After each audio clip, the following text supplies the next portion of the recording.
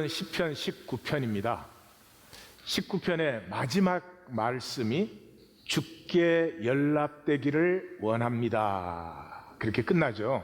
그래서 오늘 제목이 주께 연락되기를 원합니다 하는 제목이에요. 이 연락되기를 원한다는 말은 이 우주 또 우리의 삶, 우리의 모든 것의 중심이죠. 모든 걸 다 하고도 이것을 잃어버린다면 그러면 정말 허무한 거죠. 이 말이 어떤 말이냐 그러면, 제가 요즘에 이제 토지를 새로 읽습니다. 근데 그 토지를 제가 지난번 목회 개척할 때 그때 읽었어요. 그래 바쁜 시간에 재미가 있으니까 굉장히 빨리빨리 읽어서 줄거리는 기억이 나는데 가만 생각을 해보면 디테일이 하나도 기억이 안 나요. 그래서 요즘 다시 좀 읽고 있습니다. 근데 그 한 가지 뚜렷하게 기억나는 것은 시작하자마자 막 온갖 등장인물이 다 나오잖아요. 서희가 주인공인데 서희가 아직 조그만하고 서희의 어머니, 그리고 서희의 그 아버지는 그 폐병이 있으시지 않았나, 그랬던 것 같은데 그 어머니, 아버지, 그리고 할머니, 그 할머니가 이 가문을 지켜서 서희에게 물려줘서 서희가 이제 결국 이 가문을 회복하고 돌이키는 그런 사람이 되는 거죠. 그런데 이제 그 이 할머니에게는 이제 그 동학난이 일어났을 때 동학 접주였던 두목 중에 한 사람이었던 김계주라고 하는 사람이 소설에서 자세히 얘기는 안 해요. 근데 아마 절에서 만나지 않았나. 그래서 이제 알게 됐고 동학군이 쳐들어오면서 그 서인의 집에 이 진을 쳐서, 그 당시에 동학군에게 모든 그 부자나 양반들은 다 당했는데 그 집만 이제 손끝 하나도 터치하지 않았죠. 그래서 나중에 그게 또 말이 되긴 합니다. 그런데 거기서 낳은 아들이 있어요. 이 아들이 커가지고 이제 찾아왔죠. 근데 엄마라고 부를 수 없으니까 그 집에 이제 종으로 들어왔습니다. 구천이라는 종으로 들어와가지고 그것과의 그 복잡한 관계. 그러는데 또 이 월선이라고 하는 무당 딸이 나와요. 그 양반집 며느리가 남편이 없는데 애를 뱄으니까 애를 낳을 수가 없잖아요. 그러니까 그 아픈 줄 알고 무당 굿하러 갔는데 월선이가 알죠. 그래서 이거는 내 영험으로는 이 병을 낫게 할 수가 없고 절에 가야 낫습니다. 그 절의 주지 스님이 그 김계주의 형이에요. 그래서 그 절에서 이제 이렇게 그 임신 마지막 기간을 보호해주고 애를 낳게 해주고 이제 다 그랬죠. 그런 그 월선, 그 월선이를 사랑하는 남자가 있는데, 용이라고 하는 남자인데 이 토지에서는 가장 멋진 남자로 나옵니다. 잘생기고 사람이 좋고 그래요. 그런 사람인데 그 당시에는 그 무당의 딸은 일반인하고 결혼을 못한다고 그래서 둘이 결혼을 못하고 월선이 이제 딴 데 시집을 보냈는데 20살이나 많은 그 지체 부자유자에게 했는데 뭐 알코올 중독자고 뭐 맨날 때리고 그래서 결국은 이제 돌아오는데 그 용인은 또 그래서 강청땡이라고 하는 그 여자하고 결혼을 했는데, 옆에 좀 물어보세요. 오늘 교회 온 거 맞아?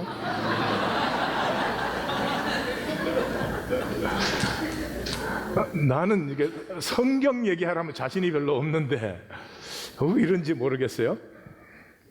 anyway, 조금 가보십시다. 그 마을의 사람들, 그러니까 그 처음에 저는 그 읽을 때 그 기억이, 등장인물이 얼마나 많이 나오고 얼마나 사정이 복잡한지 이것도 나중에 가야 아는 거죠. 얽히고 설키고 설킨 것이 다시 얽히고 설키고, 그게 이제 제 토지를 읽을 때 첫 느낌이었어요. 그것이 삶입니다. 우리의 삶은 단순하지 않습니다. 이러면 되고 저러면 되고. 기독교의 어리석음이 거기에 있죠. 믿습니다 하면 된다는 거죠. 하나님이 세상과 삶을 그렇게 만들지 않았어요. 예, 하나님을 믿는다고 하는 것은 이 얽히고 설킨 그 뿌리부터 건강하게 새롭게 시작하는 거죠. 그래서 뿌리가 건강하면은 점점 삶 전체에 건강함과 아름다움과 복됨은 저절로 열매를 맺는 거죠. 그 삶의 뿌리는 놔두고 당장 현상적으로만 무슨 물질적인 복을 받겠다고 이런 그 복음이 아닌 복음을 가르쳐서 이 시대의 기독교인들이 얼마나 손가락질을 받으며 이 시대의 기독교는 얼마나 존경받지 못하는 이런 아픔을 우리가 겪어야 되는 것입니까?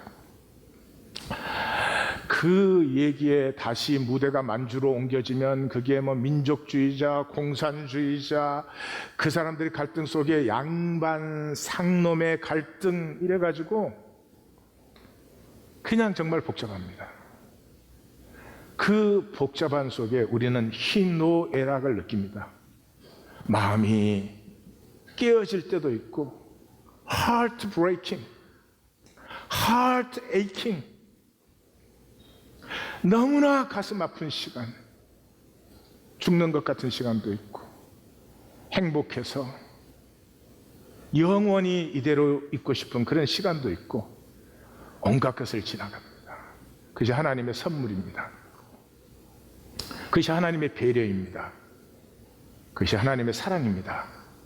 제가 말씀드렸죠. 성경은 첫째 하늘, 첫째 땅, this universe, 이 세계는 없어지는 것입니다. 창조의 시작이 있기 때문에 끝이 반드시 있는 없어지는 세계입니다. 그 없어지는 세계의 하나님은 그 세계를 통해서 자기와 영원한 사랑의 하나됨을 원하고 누리는 그런 하나님의 반려자, 하나님의 기쁨, 그렇게 해도 될 것 같아요. 그런 사람들을 세우는 것이죠. 근데 만약에 우리가 대부분의 사람들은 그 하나님과 하나됨을 선택하지 않고 어떻게 하면 내가 조금 더 이익을 보고 세상에 사니까 손해보고는 살 수 없죠. 죽지요. 어떻게 하면 좀 더 이익을 보고 내가 어떻게 하면 좀 더 내 가정을 튼튼하게 하고 뭐 이런 거겠죠.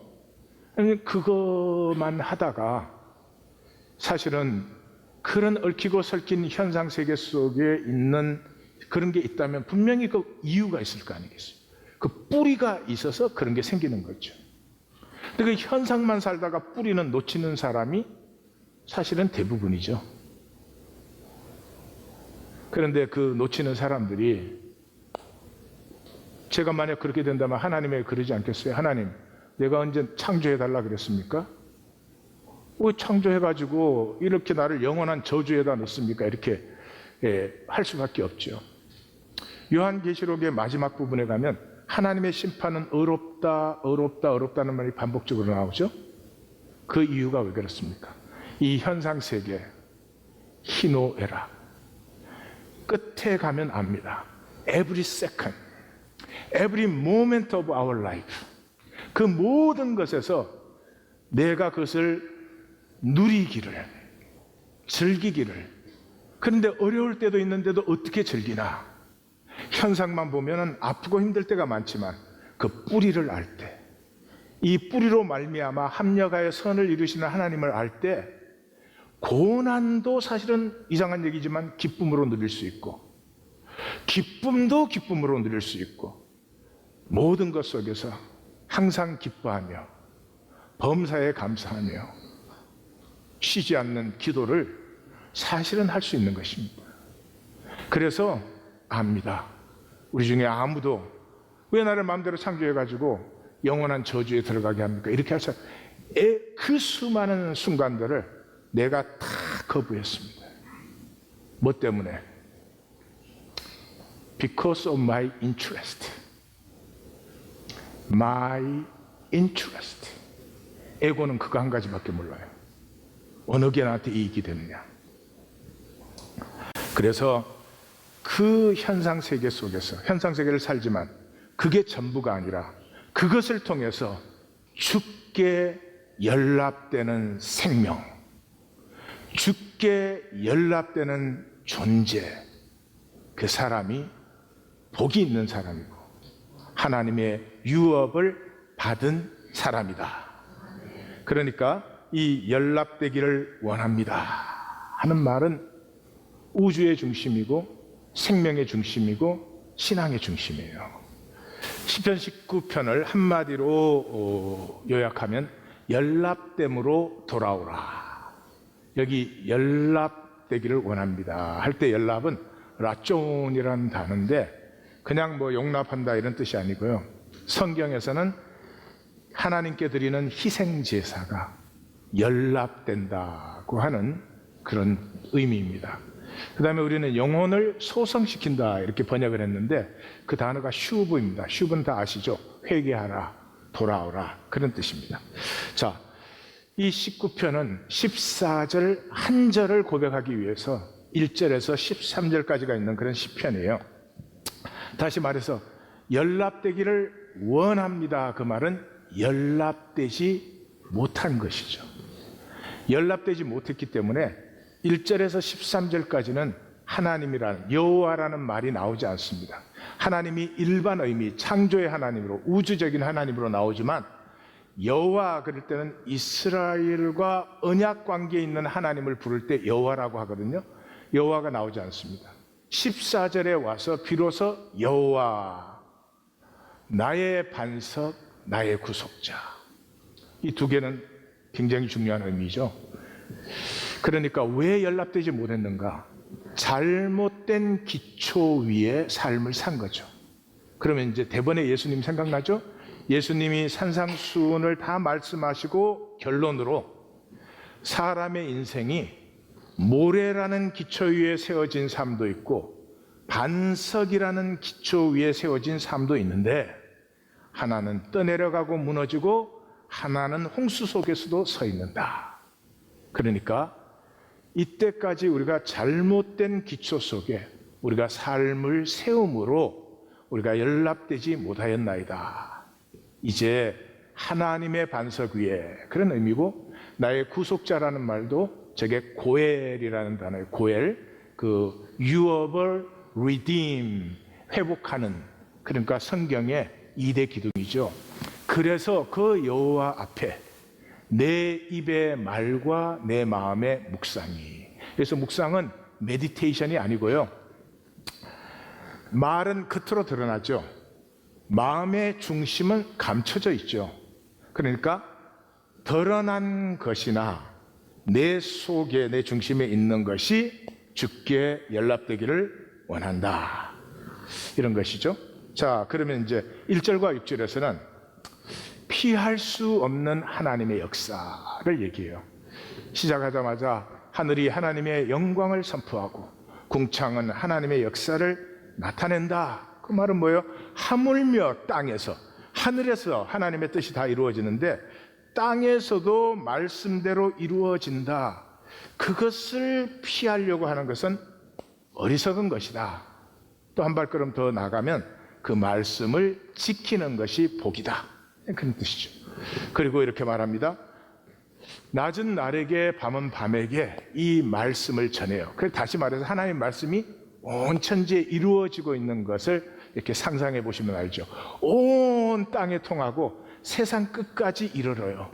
피할 수가 없어요. 그 중심에 뭐가 있어요? 언어도 없고 말씀도 없고 소리도 없어요. 다시 말해서 하나님이 현상적으로 나타나서 보이는 건 아니죠. 그럼에도 불구하고 현상의 모든 뿌리는 하나님으로 말미암아 있는 것이니까 하나님의 뜻이 다 이루어진다. 피할 수 없다. 그런 얘기를 한 거죠. 그 다음에 이제 예를 하나 들어주죠. 예를 뭘로 들어요? 태양으로 들어요. 왜 태양으로 들어요? 태양은 그 당시 자연에서도 최고고, 그 다음에 고대 근동 그 신들의 세계, 종교계에서도 태양신이 최고잖아요. 하물며 태양도 하나님의 정하신 길로 기뻐 달리지 않느냐. 그래서 그 태양이 하나님의 길로 기뻐 달릴 때 그 하나님 태양을 왜 창조하셨어요? 그 열기를 뿜어내게. 그 하나님의 역사에서 피할 자가 없어. 근데 이스라엘 백성만 그 말씀을 지키지 않고 자기들의 길로 갔거든. 그것을 이제 시인은 안타까워하는 거죠. 그 다음에 7절에서 10절까지는 그래서 이제 그 중심이 나오죠. 그렇게 얘기한 게 뭐예요? 6가지가 나오는데 6가지를 읽으면 안 됩니다. 저기는 한 가지입니다. 완전한 여호와의 율법, 토라, 율법이라는 번역은 아주 좋지 않은 번역입니다. 사실은 지금 모두가 그렇게 말하죠. 토라라고 하는 건 말씀, 도, 길, 법, 뭐 교훈, 계명, 저 모든 뜻을 갖고 있는 게 토라라는 뜻이에요. 그래서 토라는 유대인에게서는 절대적이고 전부고 모든 것이에요. 그 토라를 지키기 위해서 안식일 날 싸우지 않아서 전쟁터에서 죽임을 당하는 사람들이, 그렇게 유대인들에게는 토라가 절대적이에요. 저 여호와의 율법이 토라입니다. 그래서 그 토라는 완전하기 때문에 무엇을 하느냐? 영혼을 회개케 한다. 영혼을 뭐 한다고요? 회개케 한다. 회개하는 사람이 복됩니다. 우리 인생의 날에 하루도 회개 안 해도 되는 날 있습니까? 네, 없어요. 없어요. 그런데 종교인이 되면 참 이상해집니다. 종교인이 되면 알고 있기 때문에 안 해도 돼요. 이상하잖아요? 알면 더 할 것 같은데 안 해요. 알고 있기 때문에 안 해도 된다고 그렇게 돼요. 왜 그런지는 잘 모르겠어요. 각자 곰곰이 한번 생각해 보세요. 나는 이렇게 알고 그 못하는 걸 가슴 아파하지 않냐? 그래, 그만 안 해도 돼. 가슴 아파서 안 한 것도 안 한 거고, 가슴이 안 아파서 안 한 것도 안 한 거고, 옆에 분에게 안 한 건 그냥 안 한 거야. 대답을 해주세요. 꼭 시비 걸어야 돼? 아니, 종교인이 되면 그 이상하다니까요. 알기 때문에 안 해요. 그래서 이 성경적인 신앙은 절대로 지식이 아닌데 지식 때문에 이 기독교 신앙이 망해가고 있어요. 그래서 그 영혼을 새롭게 돌아오게 회개하게 하는데 그 안에는 저런 것들이 들어있어요. 영혼을 지혜롭게 하고 순전하게 하고 가슴을 기쁨이 있게 하고 눈은 비늘이 벗겨져서 현상만 보는 것이 아니라 그 뿌린 본질도 보게 하고 영원히 계속되는 것을 잠깐 하고 끝나는 게 아니라 내 영혼 속에서 영원히 피어나는 것, altogether righteous, 그 자체로 전부 의로운 그런 것을 누리게 한다. 그러기 때문에 많은 정금보다 더욱 사모할 것이며 송이꿀보다 더 간절해야 되는 것이다. 다시 말하면 이때까지 우리가 엉뚱한 것을 사모하고 있었다, 그런 말이겠죠. 그 다음에 이제 시인의 그 본색이 나타나죠. 이렇게 하늘과 땅이 하나님 말씀을 피할 수가 없어. 그 말씀은 우리 영혼을 새롭게 해서 이 좋은 것들로 풍성하게 해. 그 두 가지를 얘기한 시인의 속셈은 이제 11절부터 13절에 있는 거죠. 그래서 주의 종이라는 말이 나옵니다. 그러니까 이 주의 종이란 말은 시인 자신이기도 하지만 그 시편 시작 때 뭐라 그랬어요? 인도자의 인도를 따라서 백성들이 함께 부르는 시예요. 그러니까 주의 종 그럴 때 시인도 되지만 이스라엘 백성 전체가 되죠. 우리가 주의 종이야. 종은 말씀을 따르는 게, 그죠? 종이죠. 주인의 말씀을 안 따른다, 그러면 종이 아니지. 우리가 주의 종이기 때문에 경고와 약속을 받았다. 우리 번역은 상이라고 되어 있는데 결과라는 단어인데, 경고를 받고 약속을 받았다. 우리가 왜 약속을 놓쳤느냐? 이 경고를 듣지 않았기 때문에. 이제는 경고와 약속을 받기 때문에 이제는 지킨다. 그러면서 12절 13절에서는 12절 13절로 들어가기 전에 경고라는 단어를 같이 잠깐 보겠어요. 이 경고라는 단어는 그냥 뭐 일반적인 의미가 아닙니다. 이건 포로기 때 주로 써진 단어예요. 그래서 에스겔 선지자가 굉장히 많이 쓴 그런 단어예요. 그래서 에스겔 선지자의 그 글을 읽어보면은 3장, 33장 이런 데는 이걸 설명하려고 우리가 읽으면 좀 짜증이 나요. 뭐 당연한 걸 막 길게 얘기를 해야 되기 때문에 그런 것인데, 그래서 이 성경에서 경고라는 단어가 나타날 때는 그냥 두면 죽을 수밖에 없는 사람을 생명으로 돌이키는 것을 경고라고 해요. 근데 여기서 이 경고는 받으면 반드시 돌이키게 돼 있어요. 경고를 받고도 안 돌이킬 수는 없어요. 그러니까 마치 이런 거예요. 이 앞에 큰 구덩이가 있는데 내가 걸어가요. 근데 나는 딴 데 정신을 쓰느라고 지금 못 보고 있는데 어떤 사람이 여보 그래서 이제 제가 이렇게 구덩이를 봤어요. 그 계속 걸어서 떨어질까요? 돌아서 갈까요? 제가 그 정도의 IQ는 있는 걸 믿으시는 거죠? 그죠? 그런 것입니다. 다만 이거는 현상적인 게 아니고 영적인 거예요. 그래서 어떻게 되느냐 그러면 이 경고를 하면은 이 종교인들은 그렇다는 거구나. 그리고 머리로 이해를 해요. 경고로 받지 않고 내가 이해하고 생각했으면 처리가 끝난 거예요. 이게 참 이 시대의 아픔이요 비극입니다. 키에르케고르라는 사람이 있었는데 이 기독교는 항상 그랬어요. 그래서 이미 19세기에 이 말을 했습니다. 키에르케고르가 이렇게 작은 그 얘기를 하나 썼는데 이런 거죠. 마을에 서커스가 들어왔어요. 그래서 서커스 공연이 없는 시간에 그 외발 자전거를 타는 서커스 단원이 그 마을의 언덕에 올라갔어요. 풍경을 보려고. 그 언덕에 올라갔더니 저쪽에서 산불이 나서 마을 쪽을 덮치고 있는 거예요. 30분이면 마을은 불길 속에 들어가요. 그래서 이 사람이 그 외발 자전거를 타고 막 마을을 향해서 달려오면서 불이다, 불 피해야 된다, 피해야 된다 막 소리를 지르는 거예요. 그래서 사람들이 나와서 보더니 손뼉을 치는 거예요. 이야, 이때까지 본 공연 중에서 최고로 잘한다. 그거 지금 우리 예배에서 하는 일 아니에요? 오늘 설교 잘했다.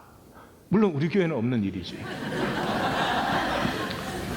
우리 교회는 설교 또 길었다.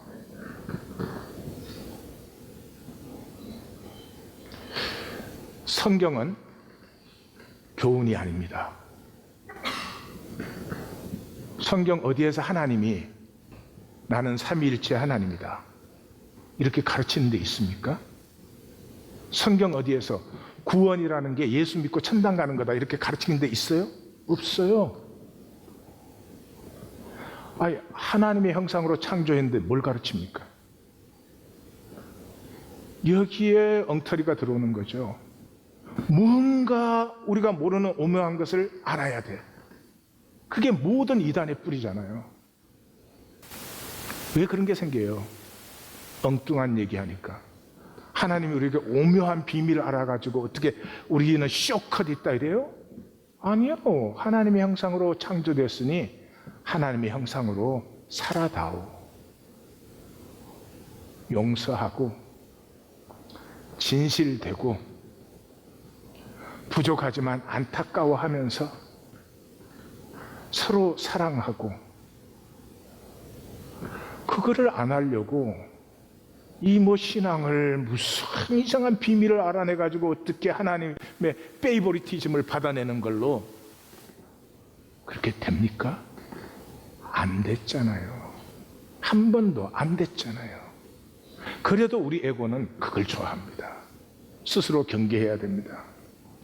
성경은 경고예요. 선지서 17권이 경고예요. 그리고 선지자들이 뭐 가르친 거 있어요? 구원이 이런 거다.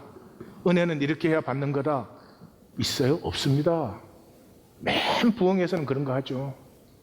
그리고 예수님은 선지 전통에 있기 때문에, 그래서 예수님의 가르침은 굉장히 짧은 거예요. 경고예요, 경고. 그래서 예수님의 가르침 뒤에는 끝에 반드시 나뉜다. 슬피 울며 이를 가는 자리에 들어가면 안 된다. 그런 게 나오는 이유가 그렇습니다. 시작이 뭐예요? 예수님의 이 모든 것의 시작이 회개하라 아닙니까? 회개하라, 천국이 가까웠다. 우리에게 필요한 건 경고예요. 몰라서 안 삽니까? 아닙니다. 잘 알기 때문에 게임하는 거죠. 예. 그래서 이 에스겔을 불러서 하나님이 너는 파수꾼이다, 깨우쳐라, 경고해라는 거죠. 그래서 그 경고를 받고 죽을 자가 슈브하면 그도 살고 너도 살고, 죽을 자가 노 슈브하면 그는 죽지만 너는 살고. 콩글리시가 참 편할 때가 있어요, 그죠? 죽을 자가 노 슈브, 이거 말로 하려면 길어져. 예. 살 자가 노 슈브하면 너도 죽고 그도 죽고, 살 자가 슈브하면 그도 살고 너도 산다. 이걸 제가 이렇게 간단히 정리해서 굉장히 길게 표현을 해요. 그것도 2번이나. 그만큼 하나님은 이 백성이 내 경고를 좀 들었으면 좋겠다. 근데 우리는 경고 들으면 또 지식으로, 이론으로 뭐 이렇게 해버리고요. 그 경고를 들은 가슴에 어찌할꼬, 나 어떻게 해, 그건 없어요. 오히려 그것이 종교인이 아닐 때 있는 것 같아요. 그래서 11절 13절은 그래서 이제는 지키게 하옵소서, 지키게 하옵소서. 그 경고를 받지 아니했기 때문에 약속도 못 받은 거잖아요. 이제는 지키게 하옵소서. 그래서 서로 대칭되게 앞과 마감이 벗어나게 하옵소서. 내 감추인 숨은 허물에서도 벗어나게 하시고, 큰 죄과, 큰지 작은지는 어떻게 알아요? 드러났으니까 알지. 숨긴 죄가든 드러났던 죄가에서 날 벗어나게 하시고, 그 중심이 뭐예요? 고범죄가 추장치 못하게. 고범죄는 뭐예요? 알고도 짓는다 이 말이죠. 우리 죄는 다 그렇죠. 몰라서 짓는 죄는 사실 거의 없죠. 알지만 내가 나를 정당화하고 짓죠. 여기서 창세기 4장이 떠오르죠. 죄는 너를 원하지만 너는 죄를 다스릴지니라. 예, 죄의 유혹이 끝이 없지요. 그럼에도 불구하고 내가 죄를 다스려야지 죄가 나를 다스리면 안 되죠. 예. 그래서 여기서 지키다라는 말은 그냥 하나님 말씀 좀 잘 지키게 해주십시오 그런 게 아니고 성경의 핵심적인 단어예요. 왜 그래요? 창세기 2장에서 하나님이 사람을 창조하셔서 에덴 동산에 두고는 뭐라 그랬습니까? 그것을 경작하고 지키게 하시고, 다시 말해서 하나님의 세계를 다스리는 것이죠. 그런데 인간이 그걸 깨고 나서 제일 먼저 한 말이 뭡니까? 내가 내 아우 지키는 자입니까? 아우도 안 지키는 자면 세상에 뭐를 지키겠어요? 우리가 우주를 지켜야 되는데, 여기에 평강과 하나님의 사랑이 피어나고 이루어지도록 해야 되는데 자기 아우도 지키지 않겠다면 그게 오늘 우리의 현실 아닙니까? 그래서 이 창세기 17장에 가면은 아브라함이 약속을 받고도 그 이삭 약속의 아들을 못 받죠. 근데 언제 받습니까? 할례의 약속을 받은 후에 그 언약의 그 열매를 받죠. 근데 그 할례의 언약을 주면서 지키고 지키라, 지켜야 될 내 언약이다, 그렇게 하시죠.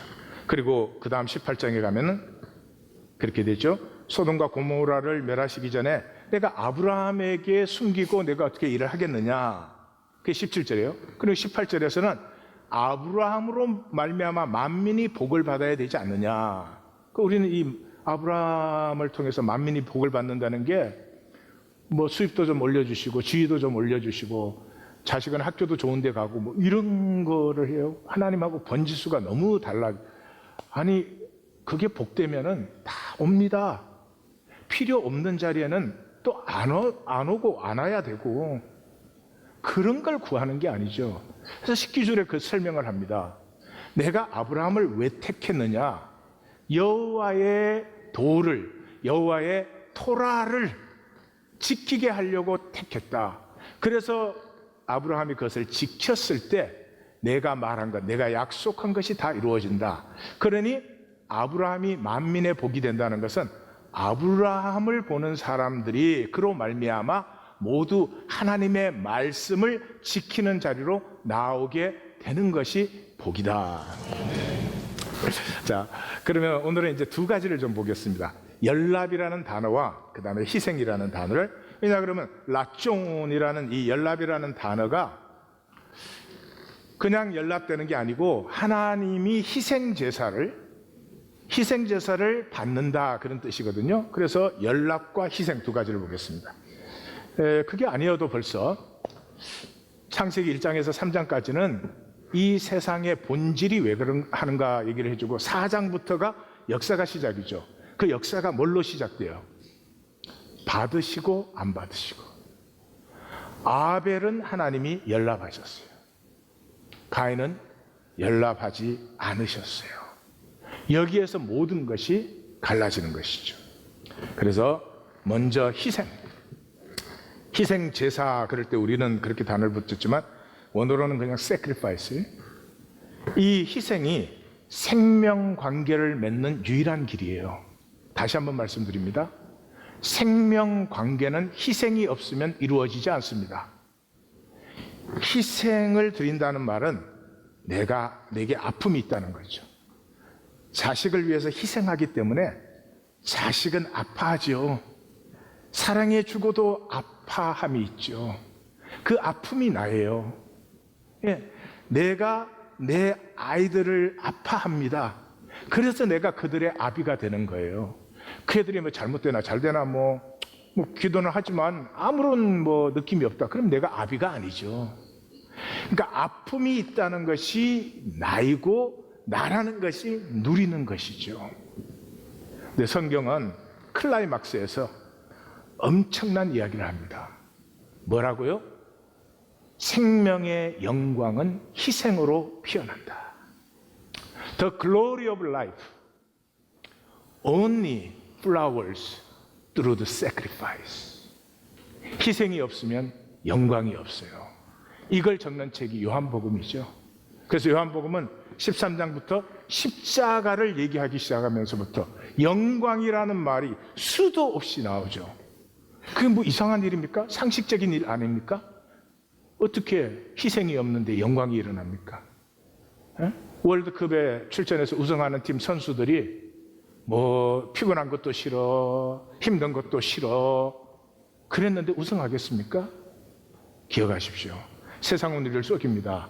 생명의 길이라는 게 어떻게 하든지 편하고 어떻게 하든지 남보다 더 많이 가지고 잘난 척하고, 물론 그것도 필요하겠지만 그래서 자랑스럽습니까? 그걸로 자랑스러운 사람은 없어요. 희생해서 자랑스러워지죠. 국가를 위해서 희생했을 때, 민족을, 이웃을 위해서 희생했을 때.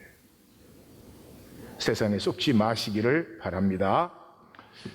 무엇보다도 그러므로 하나님과 관계에서는 희생이 있으셔야 됩니다.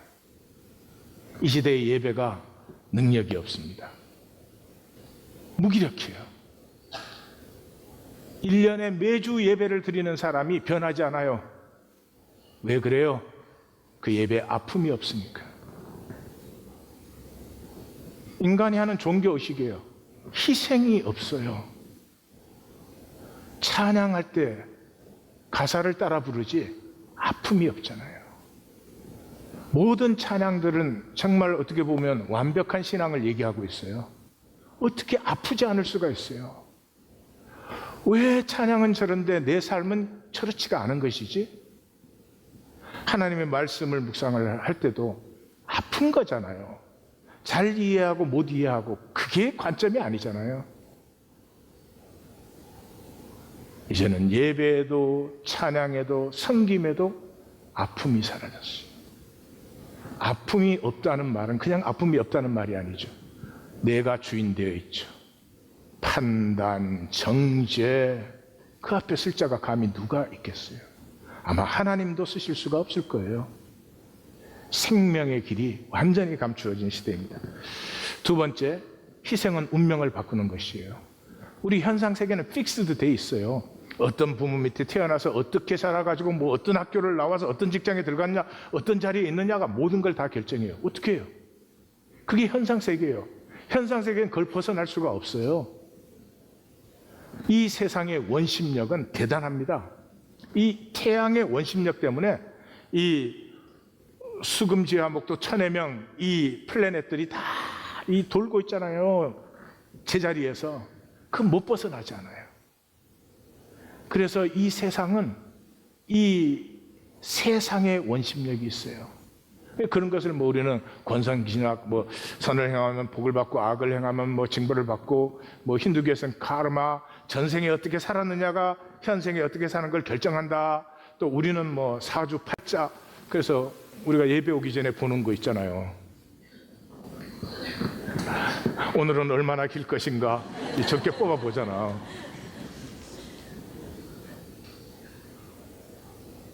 그게 저게 틀린 말이면, 아무런 근거가 없는 말이면 몇천 년을 저게 유지돼요?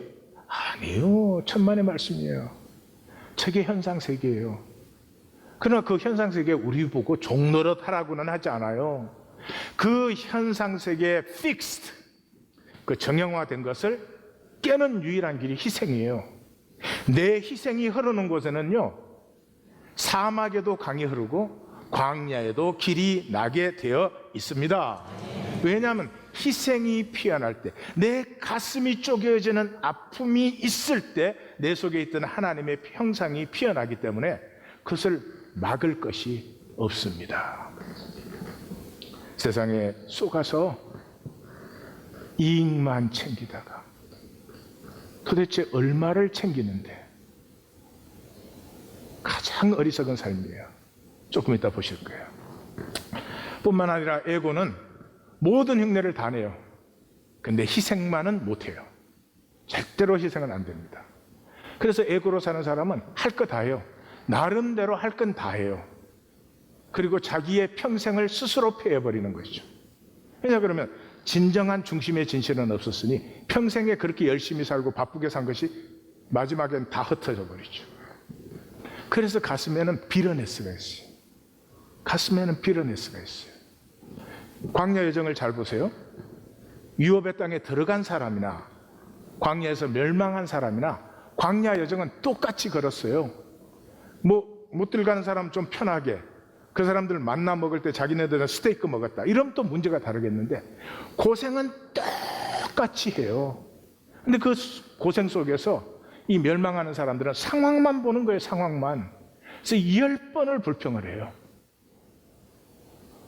근데 그 유업을 받는 사람들은 그 상황 속에서 하나님을 바라봤잖아요.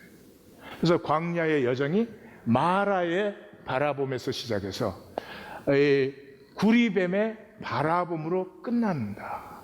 근데 도대체 무엇을 바라보는가?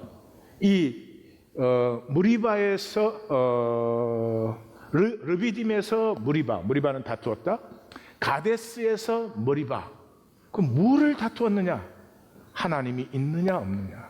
상황을 보는 사람, 하나님이 어디 있어? 하나님이 어디 있어? 들리는 소리도 없고 말씀도 없고 아무것도 없는데 하나님이 어디 있어? 그래요. 그러나 현상을 넘어서 오는 사람들은 그 광야의 여정 속에서 하나님을 보는 것이죠. 그래서 현상의 사람은 에고밖에 없죠. 이건 다 이해합니다. 제가 이렇게 설명을 하면 그 영원한 세계, 본질 세계 다 이해합니다. 절대로 실제는 아닙니다. 에고의 사람에게는 상황만이 실제입니다. 그런데 마지막에 하나님이 보시는 것은 에고냐 생명이냐 하는 것이죠. 에고는 부분을 굉장히 열심히 삽니다. 그런데 하나도 연결되지 않아요. 합력하여 선이 이루어지지 않아요. 그냥 초등학교 시절은 초등학교 시절대로 뚝 떨어져 있어요. 무슨 뭐 이 시절은 이 시절에 저거는 저거대로, 이게 인공위성이 웅웅거리면서 떠돌아다니는 것 같아요. 그러나 생명의 사람은 초등학교를 살고 이런 시절도 저런 시절도 있는데 그 모든 것이 합력해서 하나님이 나라고 하는 것을, 하나님의 유업을 누리고 기뻐하는 그 한 생명으로 이렇게 피워주고 세워주시고 인도하시려고 모든 것 속에 죄를 사하시고 자비와 긍휼을 베푸시고 그 은혜로 품어주시고 단 한 번의 정죄도 없이, 그때 나라는 실체가 나타나죠. 하나님은 내가 얼마나 잘 믿었냐 그거 보지 않습니다. 너는 믿음이 얼마나 세냐 그런 거 보지 않습니다. 그냥 실제면 돼요. 내가 창조한 생명이면 돼요. 그런 기쁜 거죠. 마치 우리가 자녀를 볼 때 꼭 잘 돼야 돼요. 잘 되면 즐기고 좋겠지만은 그거 보는 건 아니죠. 자식 보는 게 기쁜 거지. 그거와 똑같습니다. 뿐만 아니라 에고로 만든 자기 의를 주의하셔야 됩니다. 이 종교의 속에 들어오면은 제일 먼저 시작하는 게 이 안에서 이제 자기 의 만드는 거잖아요. 이 사람들이 말하는 것처럼 같이 말해줘야 인정받고, 이 사람들이 뭐 행하는 것처럼 이렇게 하고 뭐 이렇게 해야 그 안에 인정을 받죠. 그러니까 희생은 없으면서, 실제적인 손해는 하나도 안 보면서 제스처는 무성한 사람들이 되죠. 그래서 이 종교인에 대한 얘기가 마태복음 23장이잖아요. 7번이나 화 있을진저. 그 이유가 뭐예요? 그들이 말하는 바는 행하지만 그 지식이 있으니까 말은 옳게 하죠. 그들이 행위는 본받지 말아라. 그들은 말만 하고 행치 않는다. 그래서 이 생각, 이 종교인의 문제는 생각이죠. 생각은 뭐 필요한 것이고 그렇지만 생각은 항상 이고센트릭한 것이고, 생각은 항상 권력지향적이에요. 힘지향적이에요. 내 생각은 항상 사랑과 진실밖에 없다. 그런 분 혹시 있으시면 끝나고 저를 만나시면 추천해 드릴 때가 있습니다. 우리 중에 그런 사람 없어요. 우리 생각은 다 이기적이고 자기중심적이에요. 그런데 그거보다 더 문제는 생각은 부분적이에요. 그 현상과 상황에 대해서 생각이 나지 전체를 보지는 못해요. 말은 못해도 전체를 느끼는 것은 몸이에요. 몸은 그래서 거짓이 없어요. 잘못하고 못하고 아니에요. 부분은 항상 거짓이에요. 전체는 진실이에요. 자, 이번에는 아까 연락을 보았죠. 이번엔 희생을 보겠습니다. 희생은 전체를 누리는 하나님의 길이에요. 다시 말씀드립니다.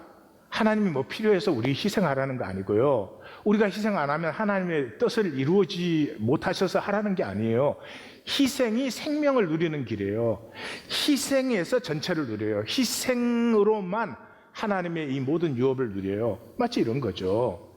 이 남편이 아내에게 작은 희생을 하나 이렇게 나누어 줄 때, 아내는 그 작은 희생을 받는 게 아니라 그 희생에서 남편 전체를 받는 거예요. 그런 것이죠. 모든 게 완벽해요. 이 보는 거에 문제가 있는데 눈도 완벽하고 시력, 신경도 완전해요. 그래서 부분을 정확하게 봅니다. 다른 사람이 못 보는 것까지 봐요. 그리고 그 부분의 그 특징을 연결시키는 어떤 추상적인 패턴도 완벽히 파악을 해요. 그런데도 그 부분을 종합시키는 능력이 사라져 버렸어요. 그래서 그러니까 아인슈타인처럼 이렇게 막 그 부분적인 특징이 뚜렷한 것을 보면은 아인슈타인이다 알아요. 그런데 자기 가족의 얼굴을 보면 누군지를 몰라요. 다시 말해서 이 의학적으로 검사를 해도 전혀 이상이 안 나타나요. 왜냐 그러면 이 부분은 다 건강합니다. 근데 이분에게서 없어진 건 뭐냐 그러면 부분에 들어온 인포메이션이 이 시신경 사이에 서로 교통되어서 종합적인 실제를 전혀 못 느끼는 거죠. 그러니까 표정을 못 느껴요. 표정이라는 게 지금 우리가 뭐 눈이 약간 올라갔구나 뭐 이렇게 해서 웃는 거구나 이게 아니잖아요. 그냥 딱 보는 순간 웃는 것도 알고 이런 표정도 알고 그게 부분을 합쳐서 되는 게 아니잖아요.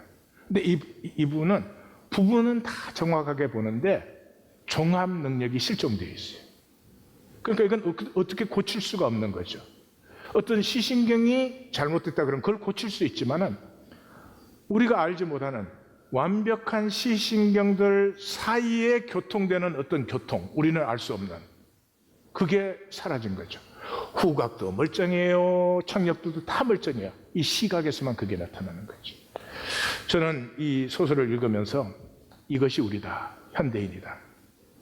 상황과 부분의 이익을 챙기는 데는 얼마나 발달되었는지 몰라요. 그런데 종합 능력이 없어요.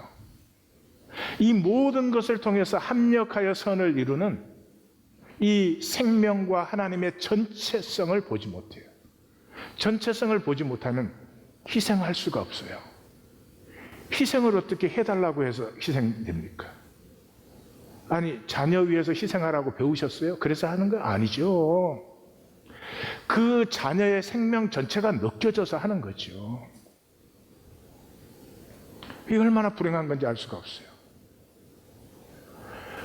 하나님이 받으시는 것은, 연락하시는 것은 진실이죠. 진실이 뭐예요? 막 깨끗하고 거짓 없는 거예요? 그런 진실이 인간에게 있어요? 전체죠, 전체. 부족해도 못나도 내 전체는 받지요.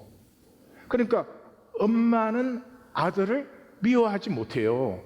다른 사람이 다 쟤는 안 된다 그래도 엄마는 자식을 받지요. 왜냐 그러면 그 자식 전체를 사랑하니까, 전체를 아니까. 다른 사람은 그 아들이 이런 행동했다 저랬다 그거 부분밖에 모르니까. 우리가 살 때는 문제가 없을지 몰라요. 근데 죽을 때는 어떻게 돼요? 부분이 다 사라지죠. 전체가 나타나죠. 그게 심판입니다. 전체가 나타났을 때 이 모든 것이 합력하여 선을 이룬 어떤 내 생명이 있든지, 아니면 그 상황에, 무수한 상황에 막 말미잘처럼 리액트한, 그 반사한, 상황에 반사한 어지러운 그 허상의 안개 같은 것 뿐인지 우리가 그때 가서 비로소 알겠죠. 우리 성경은 이렇게 말하죠. 우리가 한 몸이라고.